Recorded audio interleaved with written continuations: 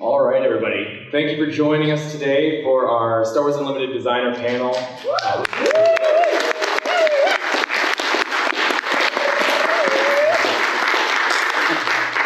Also known as FFG Live. So if you're familiar with a lot of our live stream content, we usually go live once a week chatting about Star Wars Unlimited, doing gameplay, answering questions, chatting about organized play, whatever you all want to see. That's pretty much what we try to bring to the stream once a week. So we're going to kind of stick to a similar fashion of what we've done in the past and go basically just around this group here, answering some of the questions that we've seen in the community, giving a little insight behind some of the design of sets 2, a little bit of set 3. We'll talk about it a little bit. And then, we've also given you all some note cards so you can chat a little bit with us about what you all want to hear to end this panel. And so, we have about an hour here, so we're going to go ahead and get started. But without further ado, let's go down the row and introduce ourselves for those who might have gotten dragged along by someone else to this panel, so that way everybody knows who we are, actually.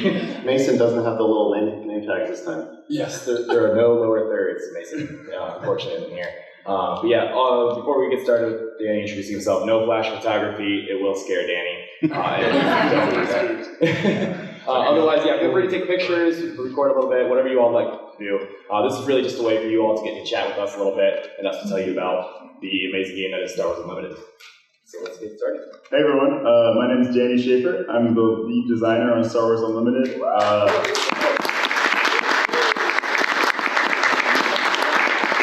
Thanks. I've been at FFG for about 9 years. Used to work on Game of Thrones and Keyforge and Arkham. But yeah, for the last 4 years of my life, been nonstop on Star Wars Unlimited. And just super excited to be here and chat with all of you. Hello, I'm Tyler Perry. I'm the other senior game designer on the team. I'm the creative lead.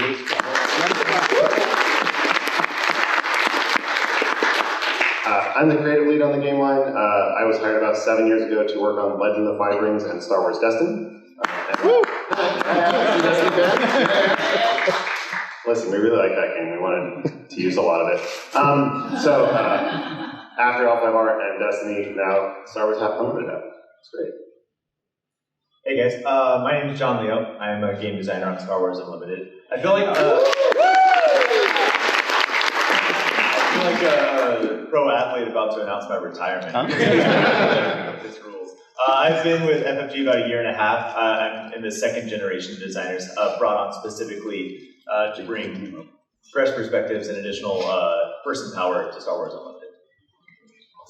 And I'm your host, Xander Tabler. I've been around with these guys, playing the game that they let me play for playtesting purposes for years. It's been super fun, and I'm your community manager for Fantasy Flight Games.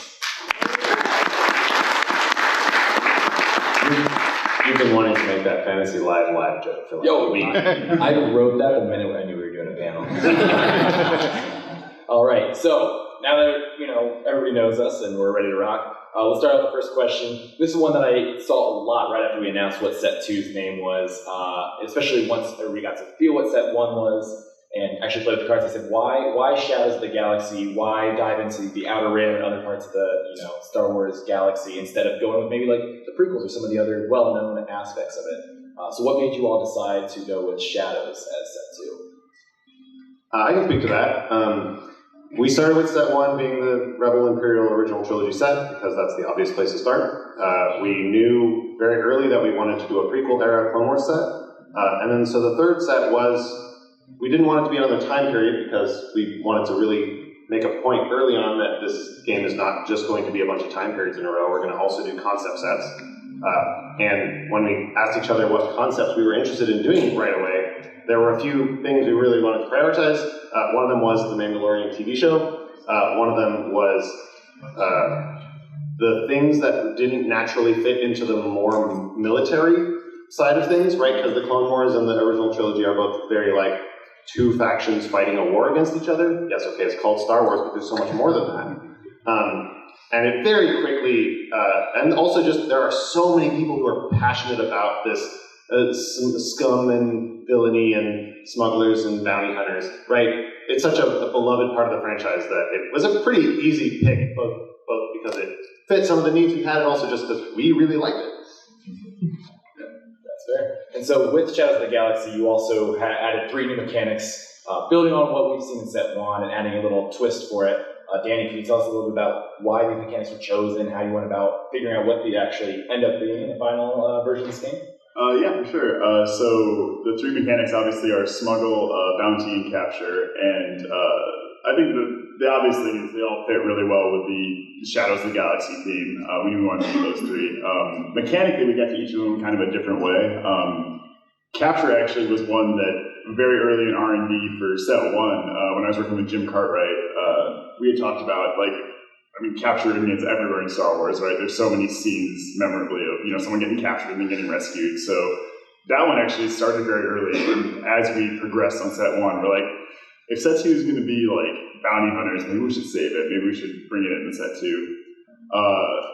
Bounty, similarly, I mean, we didn't know that one quite from the start, but it's also very natural. Just like, yeah, you take someone out, you collect their bounty. Very straightforward. And then smuggle, I think, was the one that went through the most iterations and also was the most kind of ground up mechanically design, where we had this resource system, and we knew, again, that, like, honestly, like, the first question so many people have the first time they play the game, when you put down the resources, will I ever get that back? Is it just gone forever? And in set 1, it's like, yeah, it's just a face-down resource now, don't worry about it, unless you're playing like Lando, I guess. But we knew that we wanted something to play in that space, and when we knew we were doing smugglers in set 2, we realized, oh, yeah, like, smuggling something through your resources, like sneaking in the cargo hold, it seemed like just like a perfect fit. And Immediately, it became most of our playtesters' favorite mechanic. Like, as soon as they saw it, they were like, this is the thing. And so we're like, oh, we found something here. Yeah, one thing I love about Smuggle is it is a favorite mechanic of some of the most competitive players you'll ever meet, of just like, oh, I have all these options now, I have all these different ways to play my cards. But it's also the favorite mechanic of so many just like casual, brand new players, because so many players are like, this resource decision is tough. I like all these cards in my hand, which one do I put down? And having a mechanic right on there that says, hey, maybe this one goes in your resources, it just makes the decision so much easier. Yeah, very cool. So, John, you mentioned earlier that you kind of came on as the second wave of designers for Star Wars Unlimited. Can you talk to us a little about how, this was the first set that you were working on, how this shaped the way you view Star Wars Unlimited with, set 1 already cemented, and this is kind of the playground you entered on. Tell us a little bit about how that shapes how you view the game as a whole. Absolutely.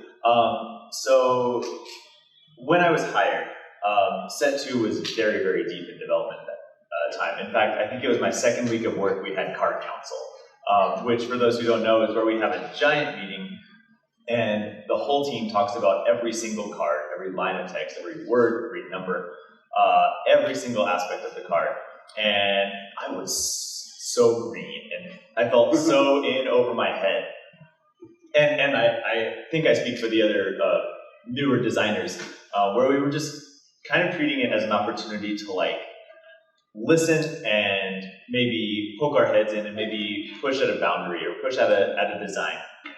And because Danny and Tyler had been working on this game so long, right? The team had been working with this game and living with it in their head for so long. And so we came in and we just started asking the stupid questions that new people ask. And I like to think that we made them sort of reconsider their preconceived notions, right, about this thing that had been living with them for so long. And so it was a really special chance for me to sort of learn from these guys who both worked on games that I have loved and admired as a fan, and then get to sort of learn from them as a peer as well. Very cool. All right, and so Shadows of the Galaxy, we talked about, Tyler, how this brings together people from all over the timeline that is Star Wars in different areas and people that might not have interacted. But how did you go about balancing not only the new mechanics, but how to fit all these pieces into one set? It was a challenge. What hurdles did you all come across for that? Honestly, this might be the hardest set to concept we've done so far. At first, you would think it would be very straightforward because you're like, oh yeah, bounty hunters, criminals, there's lots of those. True. However, this is also the second set of Star Wars Unlimited, and there were certain things we just wanted to have in the first year of the game. I think we would have considered it a failure if there was no Rey or Kylo leaders in the first year, and it made even less sense to put them in set 3. So we're like, okay, I guess we're putting them in set 2. How's that going to work? And then it was fairly early on in concepting, I think, that I came across the idea of, well, we're also putting the Bad Batch in because they were literally exiled from their their community, right? And they're kind of survivory, and hey, Ray, she was a scavenger, so she kind of lived on the outskirts of society. Maybe there's something a little bit more than just this is the criminal set, but more this is the outside the law set. For a while, that's kind of how I was thinking about it, was like, and especially before it had a title, right? Because we didn't have a set title at first. I was kind of thinking of it as like, this is the outside the law set. And for some people, that means literally they're criminals. But other people just means that, like, society has overlooked them. And so, right, there are lots of Rays we could have done as the first Ray, but that's why this Ray is more than a scavenger. Because this is really highlighting her identity as having to live on her own, and that kind of draws in sort of a lot of the threads into this single concept of what this set is about. And so once we opened that door, then we were like, oh, well, Maz Kanata is simultaneously outside of society and also a bit of a criminal. And so we could bring in some of these sequel era stuff that we knew people wanted in a way that wouldn't feel like it was really outside the set. We made some exceptions because every set has a few exceptions, but. Can I ask a question that I've always sort of wondered and never really thought to actually ask? Live, on air. So is that how we arrived at Mandalorians as sort of like a typal faction in the game? Kind of. That largely came from, obviously, the Mandalorian, Greek and Moff Gideon were going to be the base leaders of the set. And the Mandalorian being the bounty hunter of Star Wars, not named Boba Fett, and also the TV show having a big thing, and also, as you said, they were literally kicked out of their society. They have to live in the gutter. But once we put them in, then we wanted to give them sort of a unifying, cohesive, mechanical cohesion. And as you said, yes, that is basically how they entered the set as the well, we're really going to start by focusing on the Mandalorians that live on Navarro. They were kind of kicked out, and it's like, oh, well, once we're doing that, well, we do kind of want them to have a through-line mechanic, and if we want them in villain, then next thing you know, we have Gar Saxon and Pre Vizsla and stuff. Okay. Good question, John. All right, so this game we talked about, and you said the last 4 years you've been working on Star Wars Unlimited.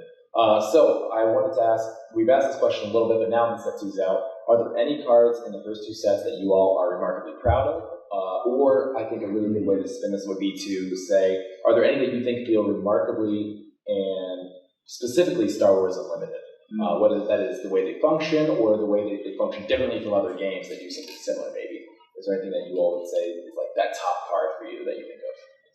I might have been the first person to write down an answer for this when we were initially talking about it. For me, the card that is the most Star Wars Unlimited card is Endless Legions. It's a card in set 2.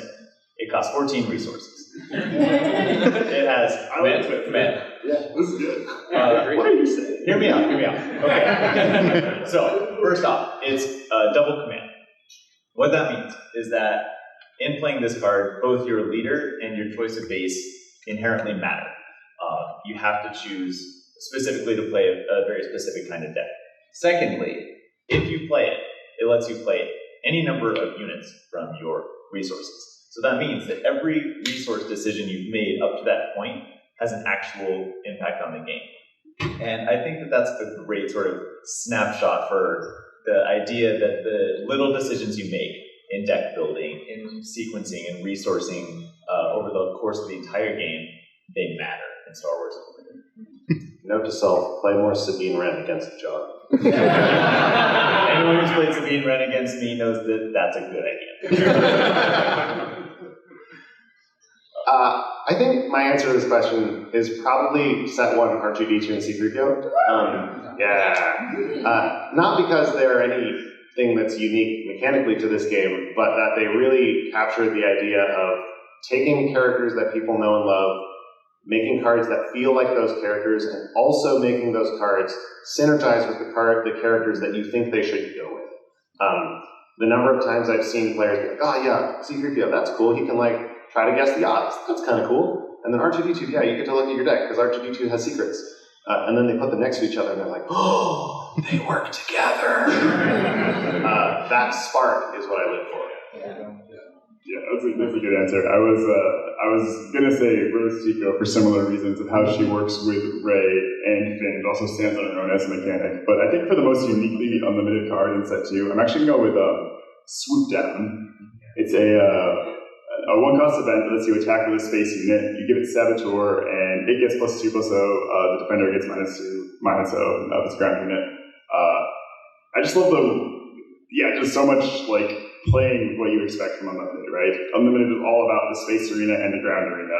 And suddenly here's this card that breaks that rule that says, actually, no, your space unit can hit a ground unit. Again, it's capturing a flavorful moment, right? It's so like clear as soon as you see the card, like, oh yeah, my spaceship swooped down, shots himself on the ground, and then swooped back up. I love the way it captures the theme and that it plays with like the unique Unlimited mechanics. Good answers. I'm scared about these legions for sure. I drafted one today. Oh, okay. Yeah, I got wrecked. Is it? John drafted Nemesis Legions, and we played a game where I was Han Solo. Yeah, I got that. It ended before we got to 14 resources. Surprisingly. All right, before we go on to our next questions, I just want to ask everyone to pass all of your note cards and fill it out for questions towards the center of the aisle. We'll have everybody pick them up so that way we can get them sorted and get them up here so later we can start reading some of them off. All right, but now that everybody's doing that, let's talk a little bit about the future. This week, I'm sure you've all seen that we officially announced Twilight the Republic. Super exciting, amazing set, it's going to be a lot of fun. But we also announced the titles for sets 4 through 6, which is just as exciting. Yeah? Yeah, It's so insufferable this November and also next November. Yeah, so we have some really cool stuff that, everything's leading towards a great way to cap off year 1 for Star Wars Unlimited. But I wanted to ask you three if there's anything, we've got 2 sets under our belt. People are starting to think that they might understand where Star Wars Unlimited is heading and what they can expect moving forward. So is there anything that you all want to, tell everyone? No spoilers. That's all I'm going to say about that. But don't say... Define spoiler.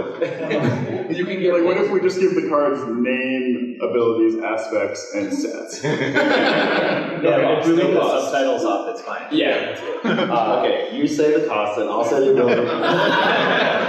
Yeah, if you want to give everybody a little clue in on where things might be heading, not even just with Twilight Republic, but into the future, of things to keep an eye on, ideas that you all are keeping in mind as you're designing these, that'd be great. This wasn't on our mind when we were designing it, but it quickly became on our mind when we started developing it. But I guess my teaser is every set in year 2 is going to fundamentally change how you evaluate something in the game, some core game mechanic, in a different way.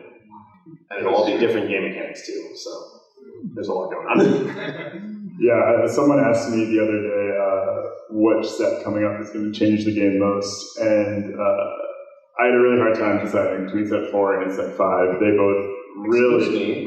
Set 6? Really? And set 6. But yeah, I think the way we like to think about it is, it's not going to be a different game, right? We wanted every set to put a new twist on Unlimited, where you're still making the same fundamental decisions, the resourcing, the sequencing, building around your leader, the same stuff that you know and love from the core of the game, but that each new set will really change the way you think about deck building, change what you want to put in your deck, add some kind of new dynamic that's going to put a twist on things. Yeah, absolutely. You already know, everyone in this room already understands Star Wars Unlimited. And I think that's one thing that Danny and Tyler and the rest of the team have done so well, is creating a game that from set 1, you understand what you've got. And year 2 is all about taking things and implementing a new way to do them that is still absolutely authentically Star Wars Unlimited. And we're so excited to share them with you guys. It's going to be amazing. Okay, but I got one more, and it's not about year 2, because we only talked about year 2, and I don't want to leave set 3 out. Set 3 is going to open up deck building in a way that when we started playtesting set 3, we were like, oh, deck building is really, really good now. Not that it's not now, but it's going to get really good. Yeah, set 3 has for sure several of my favorite leaders to build around in the whole game. Just like you build your deck completely differently if you have this leader. It's a ton of fun. Nice. And so with set 3, we've kind of gotten a pattern year 1, and I know you mentioned this a little bit earlier, of going with an eras theme set, and then like an ideas and like thematic set, and then back to an era set. Is something that everyone can expect, in the future, just to see these back and forth each year, or is it, kind of up in the air for you all on what that means? We don't want you to guess. You don't get to know. We're not going to have a pattern. We are going to keep doing era sets, and we are going to keep doing concept sets, but there will not be a pattern, and you're just going to have to find out, like the rest of us. I mean, the rest of you. We're always going to try to do what's exactly right for the set, right? And if that means, it focuses on an era or just a theme, that's fine, but we want to do what's right for the material and for the game. So ditch the preconceived notion that it's back to back to back, right? Sweet, sounds great. So, let's talk about set 3 like you wanted to, Tyler. I know you're so excited for set 3. Just for context, I was 8 years old when The Phantom Menace came out, so set 3 is a lot of me. Being 8 years old when Phantom Menace came out is a requirement to work on the design team. It's actually true, like 5 of us are 34 years old. 30. All right, so we revealed 2 leaders already, the 2 starter deck leaders. We got Who are they again? General Grievous and Ahsoka Tano. So what can you tell everyone here a little bit more about how they function in the game and why you chose these 2 characters specifically for the starter deck, as well as what you wanted them to do mechanically in that deck to set it apart from the previous 2-player starters? I was thinking you, Tyler. I feel like great. I love guiding set 3. That's fair. One of the things, so when set 1 came out, everyone looked at me and said, Tyler, where's Ahsoka Tano? She was in Star Wars Rebels. And I was like, I mean, yes, but only a little bit. And then set 2 came out and they were like, Tyler, where's Ahsoka Tano? She was in The Mandalorian. And I was like, yeah, but like only a little bit. So we knew there was going to be a lot of pent-up Ahsoka desire in set 3, so we wanted to make sure everyone got to play with one of the most popular characters in all of Star Wars at this point. So that's why she, as far as I'm concerned, had to be a starter leader. And then we were like, okay, so who's going to pair against Ahsoka? And it was surprisingly difficult. We talked about a few different Separatist characters, but there's a sequence at the end of Season 1 where she faces off against Grievous and obviously gets her butt kicked. And Grievous is also one of the most famous characters from the Clone Wars, so it was pretty clear. I know it surprises people that we didn't do Obi-Wan and Grievous, but again, it's because we started with Ahsoka, and then who goes against Ahsoka? And there will be plenty more Ahsokas and Obi-Wans in the future, I'm sure.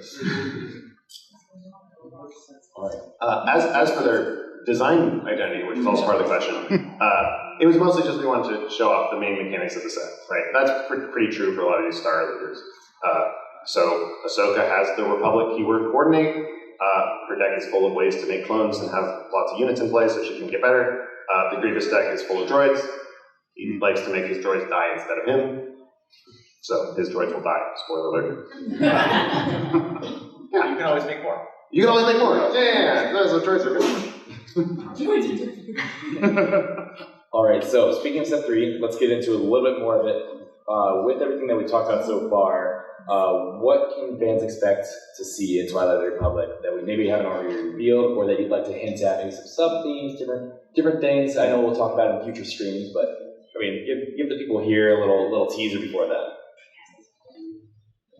I mean, yeah, I guess we've seen some cards with exploit, and we've seen tokens, and the thing I would say is just be ready for how much that changes deck building. For being able to play cards 2 or 3 or 4 rounds ahead of schedule or more is pretty exciting, and yeah, really puts a different spin on how you build your deck and how you want to play against other people's decks. Yeah, there's some very spicy exploit coming up. Yeah. There's so many amazing locations involved in the Clone Wars. I'm excited for us to be able to talk about the bases. Spoiler alert, there's new rare bases. That is They let me off the leash. Yeah, there's some amazing cool bases in set 3. Something similar to what you said. It's the thing that is extremely funny to me about exploit is every time my opponent has like just a 1/1 battle droid, I'm like, that really might be a problem. I mean, you need to go deal with that. And it's like, I have a 3/3. Am I really going to use it to defeat their 1/1? Really? But if I don't do it, what could they have? And then they didn't have the exploit card anyway, so it didn't matter. But, right, those kinds of mind games can really make the gameplay, in addition to the deck building, really exciting. It's a 1/1 that could also say it's 2 resources. Yeah. Right. Yeah. Cool. All right. That brings us to the end of some of our longer questions, but now I've got a list of a couple of rapid fire questions. We're just going to go down the line, answering. These are some things I hear you all answering in interviews and things like that. But a lot of them change pretty often, so I want to hear what, as of today, as of Gen Con 2024, how you feel about these things. So let's go with, first off, favorite leader. Who are you playing this weekend? Set 2 Han Solo. Grand Inquisitor, no question. The Mandalorian. Good choices. What leader do you fear most when you play against them? I would say Palpatine. Just like knowing that if you don't end the game before he ramps like twice, it's gonna get ugly. Yeah. I'm able to defeat yellow Boba Fett, but green Boba Fett is just, he's like one round slower and bigger than my Grand Inquisitor deck, and I just cannot get under him, and then all my units are dead, and then I'm like, oh no! Sabine Wren. I'm the control player. She does go fast. What can I say? She does go real fast. She goes too fast for me. All right, what's the best card to keep in your sideboard? I almost said top target, although maybe you main deck that if you rotate Sabine Wren. I always main deck top target. Yeah, I'm also just a huge Bamboozle fan. You never know when you play against, Joe O'Neill from the design team, who will, no matter what deck he's playing, his plan is like put 3 lightsabers on his leader, and he needs to answer for it. But sometimes Joe O'Neill doesn't have his leader out, so he has to put them on his units, and that's why I always play favorites.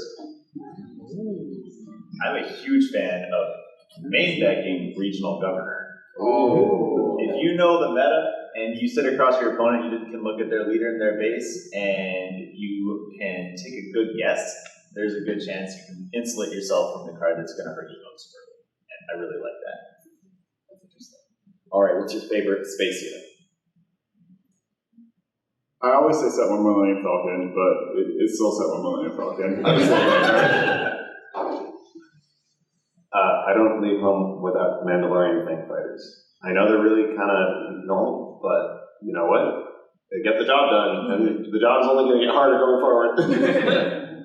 It's hard not to love the Millennium Falcon. I gotta go Millennium Falcon. I will say, as another teaser, my favorite space unit changes in set 3. Oh, yeah, it does. I didn't hear what it is after this. So. Write So it you down. can go tech against Dan. What is your favorite aspect combination in Premiere? I mean, the one I played most is definitely red-yellow hero, whether it's Han Solo or Cassian or future leaders yet to be named. Although again, when we get to set 3 and 4 and 5, I play a lot more red-blue hero. There's some red-blue hero like mid-range control decks. There's awesome, super fun play. You would think it would be a red-yellow villain because I said Grand Inquisitor earlier, and my Grand Inquisitor always runs yellow. But if we're going to be honest, I think I play more red-green decks than anything else on both hero and villain. When set 3 comes out, I promise a return to my blue-green Palpatine roots. I have battle droids to sacrifice. All right, this was a question they all submitted because they wanted to say it out loud, which is, who's the best trash talker on the team? Okay, everyone say it together. 1, 2, 3. Joe O'Neill. Why is that? You want to, yeah.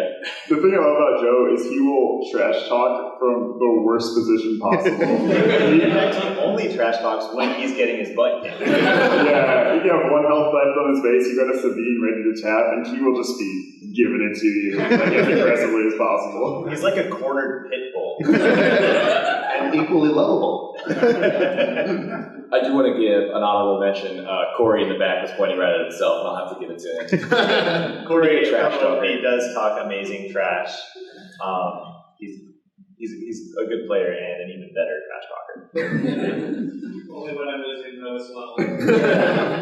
It brings something out there, guys. It's easy to trash talk when you're ahead. It takes like real integrity to trash talk. It's gumption, really. Yeah. Who's the best leader combination between Sons in set 2? Han Solo and other Han Solo. Play 4 drops on round 1. It's great. I haven't played a ton of Twin Sons, so I'm maybe not as informed, but the other day I did play against someone who was playing Grand Inquisitor and Director Krennic, and let me tell you, that is a lot of healing that comes out very fast. For me, it's all about Jabba the Hutt, Iden Versio. You throw a bounty on something, let them fight over it, you deal off the damage on your base. It's great. It's great if you just want to sit back and let your friends fight each other. Which is what friends are for, really. All right, now with both of the mechanics, or the new keywords for set 3 released, what is your favorite mechanic or keyword in the first year of the game that we've already shown? This is a tough one. As I said, I love Smuggle, but I think Exploit beats it out for me. Just so good. I'm coming in with a side answer. My answer is actually the Mandalorian Upgrades Matter theme. I think it perfectly captures, it is a mechanic, love it. It really perfectly captures the theme of what they're about in the most simple, obvious way possible, and it's extremely satisfying at how mechanically straightforward it is, and how fun it is to play, and how thematically on point it is. I love Smuggle. It gives you so many options. It's great. All right, what is your least favorite type of deck to play against? Aggro, mid-range, control, tempo? What do you fear again? I'm trying to give everybody ideas for how to beat you this weekend. I love them all. I love like having different archetypes to play against. You have to adapt how your deck, plays depending on what you're playing against. I guess I will default say control is my least favorite, just because the games take longer, and so you don't get to play as many games. Anything involving Emperor Palpatine, you monster. I don't dislike playing against aggro because I love to lose. And just like Danny, I love playing against aggro because that means I can get to the next game really fast. Yeah. More Star Wars Unlimited for everybody. All right, again, trying to keep everybody in on when to be challenging you. We have 1 day left for the con, so they can find you in the event hall tomorrow. What's your favorite time of the day to play, and when do you play the worst? They're the same time. It's like, like 1 a.m., at the hotel lobby or whatever. Oh, yeah. Yeah. What was that, PAX East? We were playing. Yeah, I just ran like 25 games in a row, and just my win rate plummeted from one round. It was great. I'm sure there was no reason for that, though. No, yeah. I was definitely my mentally sharpest. Yeah. Favorite time to play is 2 p.m. because you have all day to play. You get to keep playing forever. Please don't make me go to bed. I'm famously the sleepy one on the team. I love to be in bed by like 10 o'clock. And our play tests run till at least 10 o'clock twice a week. And so my play drops off pretty bad, pretty much as soon as the sun goes down. But yeah, 10 o'clock, that's when I'm at my most vulnerable. Right. From in-person surprises and at Star Wars. Final one of our rapid fire before we get to the submitted questions. What is the optimal way to sort your cards? Sort your cards? Yeah, sort them. You open the packs and you put them in a big long box, and then you're like, oh, I need Luke Skywalker. I guess I'll spend like the next hour digging through all my boxes. The optimal way to sort your cards is to open 6 packs, and then you lay them all out in front of you by aspect and by hero villain, and then you figure out which ones you want to put in your deck. I just want to comment on Danny's card sorting style. Trading with Danny Schaefer is one of the most agonizing experiences because he'll essentially throw a shoebox on the table and be like, "What are you looking for?" And then you just turn into a little muskrat for cards, and you're like, "This is like great." And then you can open my trade binder and everything's in card number order because we live in the digital documents where the cards live long before they exist in the real world. So everything is by aspect and cost and then alphabetical, and it's all very orderly and beautiful, as it should be. I will actually follow up on that and point out that the reason that the card numbering is the way it is because we took the way that we would naturally want to sort our cards for the purposes of deck building and just said, what if we just numbered them this way? I will agree, John, that Danny's is so aggravating. I'll show up with hyperfoils and be like, hey, you got these 3 cards? And he said, come back in an hour, I'll figure it out if I do. It's sickening. I have all my hyperfoils in their own box. Yeah. For you, for people like you. But it's just a smaller shoebox. Yes.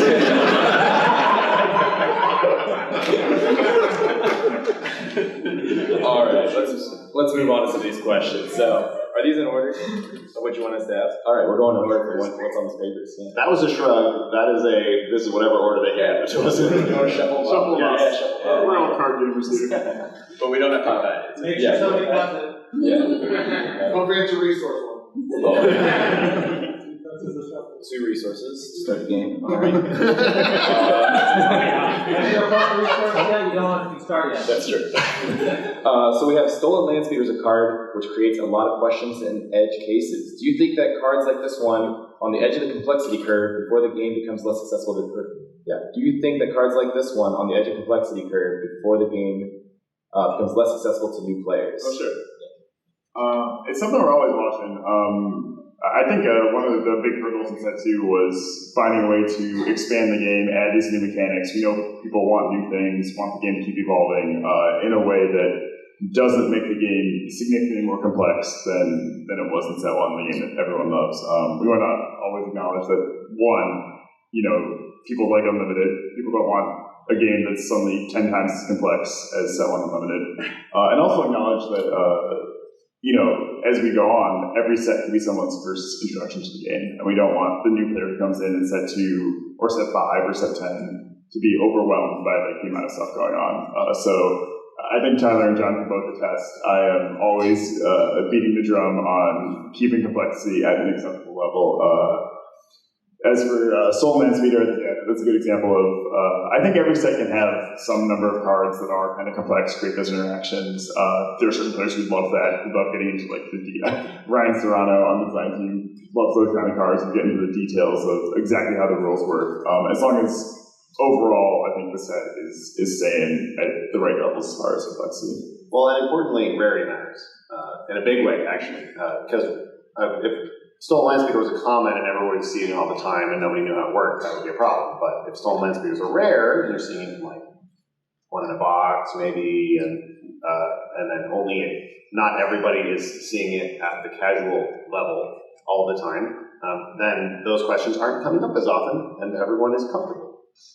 I think I'll also say that as we sort of continue to evolve the philosophy of designing the game, one thing that Danny has been really smart about has been making sure that although the set mechanics should be really, really simple and easy to parse, that frees up some room for funky card designs, especially those higher rarities like we were talking about. So although Bounty is relatively easy to parse, it lets us have sort of some of those cool Bounty-related cards that make it a little bit weird and a little bit cool for those sort of enfranchised gamers who want a little bit more complexity or nuance. On the next one. So as the designers of the game, assuming you're not playing Vigilance, what is your best strategy to counter Crate Dragon? I've said it before and I'll say it again. The best way to beat a Crate Dragon is to win the game before your opponent gets to 9 resources. Red, yellow, aggro, let's go! Yeah, if your opponent has to pick up their cards and put them back in their deck box, the Crate Dragon is safely inside the deck box.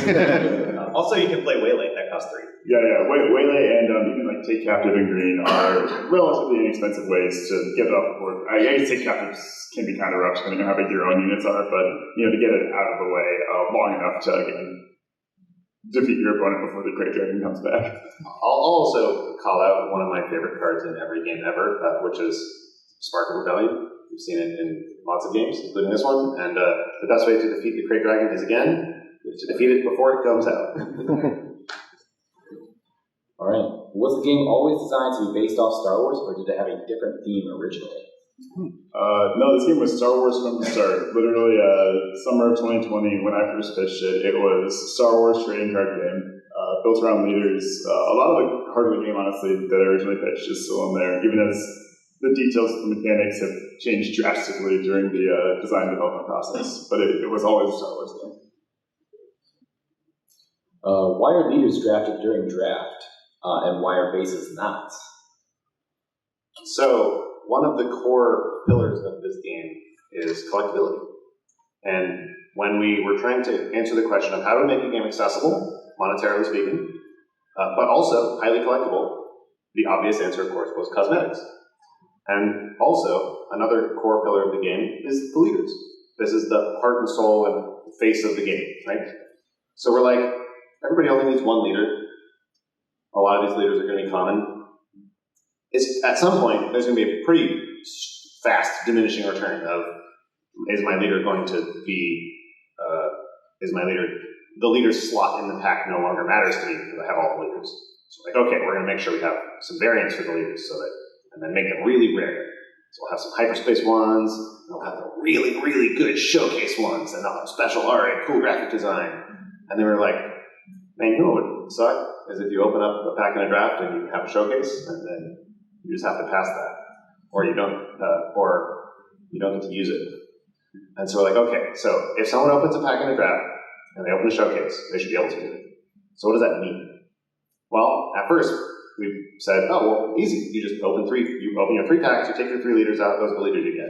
And within like the first playtest, people were like, man, I got stuck with these 3 leaders. I don't want them. I want this one maybe. And so we're like, okay, we can do a draft. And it actually turned out really clean. So originally it came from the desire to make sure that the things that we put in the game to engage with the collectible experience also didn't diminish the draft. And then it turned into its own little mini element of the draft, which was actually surprisingly fun. Yeah, and we did for sure test several different ways of exactly how draft would work. We really like the version we ended up with where you have 3 leaders to choose from. We like the idea that you have to adapt a little bit, right? That not you can't just say I'm forcing Han Solo every draft as much as you might want to. That sometimes you'll get in a spot where it's like, oh, these are leaders I hadn't considered before, but I'm going to have to build around one of them, and it kind of forces everyone to adapt. It also adds a little bit of there's some strategy as you look around the table and see what your opponent thinks. I love the mind game of looking at my neighbors and being like, okay, what do I think they're going to draft? Because I don't know, but I have some educated guesses. That's a fun part of the game. Yeah, and to the question about bases too, I think that was bases did not always work this way. But we knew we wanted to draft in from the start, and I think a moment the draft really clicked was when we realized that, we have the base provide your other aspect, that you choose your base, and so that you can draft towards a certain leader while still having the flexibility to go in multiple different directions and not be locked in right from the start. I was just going to mention that one of the reasons drafting leaders worked so great, and Danny and Tyler sort of mentioned toward this, but the idea that you can sort of find yourself having to adapt and play with a leader you've never played with before can be a really exciting thing that people don't often self-select into, even though it's good for us as gamers to try and do things out of our comfort zone. Like I had to play aggro in a draft the other day. I'm so sorry. I know, and it turned out, and I like 2-1 pretty good. Yeah. And it's good for us to sort of have to be flexible and get out of that comfort zone sometimes. All right, our next one. How much do meta decks influence future card design for you all? It's an interesting question because we designed really far in advance. So by the time we saw what the real world set 1 meta was, it's too late to really change what sets 2 or 3 look like. We're just working so far out. Or 4, yeah, that's true. But with that said, we have our internal playtesting metagame, and we do try to move it in different directions with every set. Try to say, okay, this set leans a bit more towards aggro, maybe the next set leans more towards mid-range or control, and kind of steer back and forth in that regard. And again, now that we are seeing what people are doing in set 1, and have again, a lot of it matched their expectations, but there's also plenty of stuff that people have done that's like, oh, that's kind of cool. I didn't realize that could be that powerful. It does like inform our general philosophy way down the line, where when you get to sets 5 and 6, you are thinking, oh yeah, that energy conversion map, really, really good card in set 1. Let's think about that as we design this card that gives ambush in set 6. Yeah. Yes. A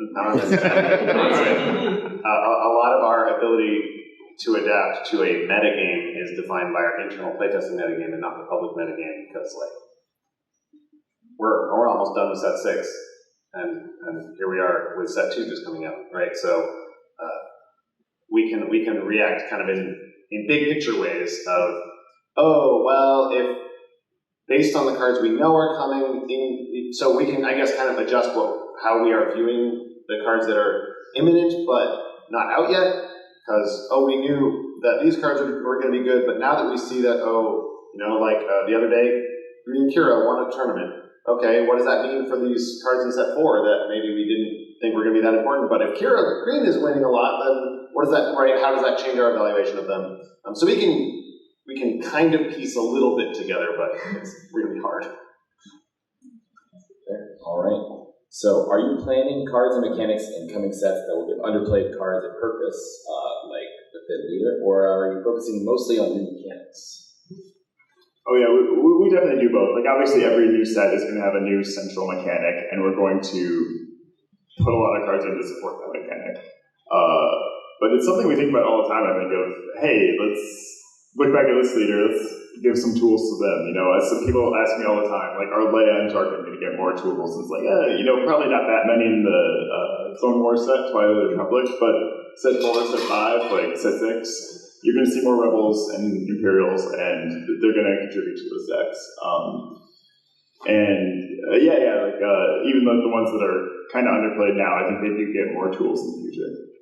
Yeah, we don't generally try to focus in on like who is or is not seeing play, because as we just established, that's kind of hard to know. But the more narrow, niche, rare leader designs that are a little bit funky, we usually try to give them a little bit, either not always every set, but maybe every other set, just to make sure that whether or not they're good, at least they can evolve. Because we can't always control which deck's going to be the best. We can try to push the scale, but at the end of the day, there's a handful of us plus a bunch of playtesters compared to thousands and thousands of people. So we're not going to be able to determine what's good or weak. But what we can do is know which decks have the opportunity to evolve, and we can be like, okay, this leader hasn't seen any new tools in a while. Let's make sure we give them something.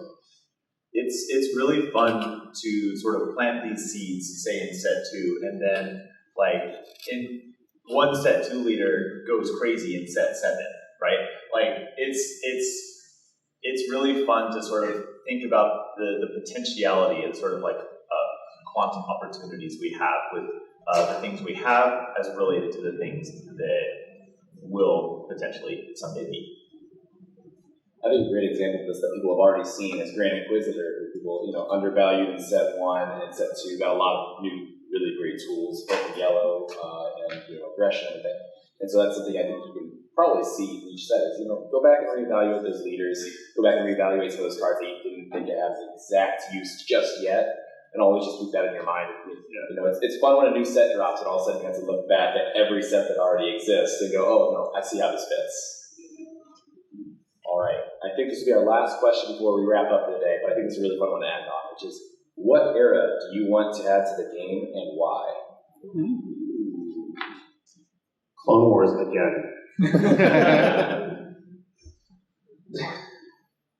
I love Clone Wars, man. I wanted, honestly, for me, Phantom Menace. Just like deep dive.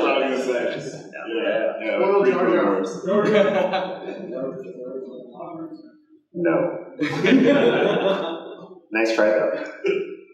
I'll say I also want to dip back even a little before Phantom Menace, just some of the High Republic stuff, or some of the stuff we saw in the Acolyte, like some of the older stuff. I really love that. All right.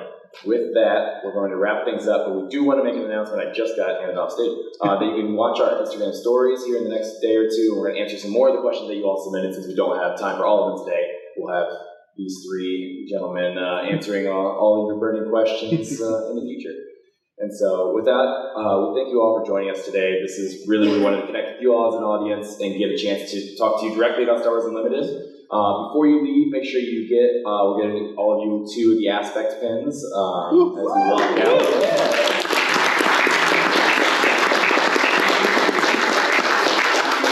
Choose wisely. As well as a pack of Shadows of the Galaxy, so be sure to stop by. Thank you all for joining us, and we'll see you all next time. Thank you.